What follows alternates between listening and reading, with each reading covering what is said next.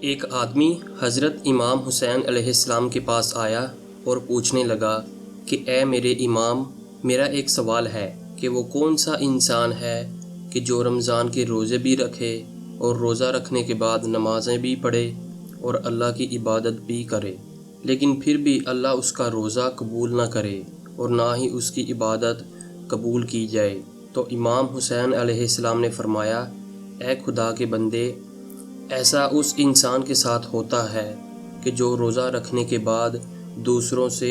برا برتاؤ کرتا ہے، اپنے رشتہ داروں اور اپنے عزیز و اقارب کے ساتھ سخت لہجے میں پیش آتا ہے اور غصے میں رہتا ہے۔ اے شخص، یاد رکھنا کہ اللہ ایسے انسان کو پسند نہیں کرتا کہ جو بظاہر تو روزہ اللہ کی رضا کی خاطر رکھتا ہے، نمازیں اور عبادات تو اللہ کی رضا کی خاطر کرتا ہے، مگر جن رشتوں کے ساتھ اللہ نے اسے جوڑا ہے ان رشتوں کی قدر نہیں کرتا، تو اللہ ایسے انسان کی عبادت کو قبول نہیں کرتا، اور یہ انسان کے ناشکرا ہونے کی بدترین نشانی ہے۔ میں نے ایک مرتبہ اللہ کے حبیب سے سنا تھا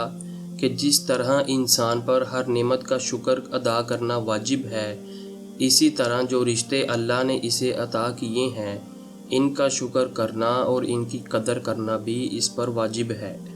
اور جو انسان اللہ کے دیے ہوئے رشتوں کی ناشکری کرتا ہے اور ان کی قدر نہیں کرتا، پھر چاہے وہ رشتہ والدین کا ہو یا میاں بیوی کا ہو، تو اللہ ایسے انسان کی عبادت کو ایک خاص مقام نہیں دیتا اور وہ انسان اللہ کے خاص انعام سے بھی محروم رہ جاتا ہے۔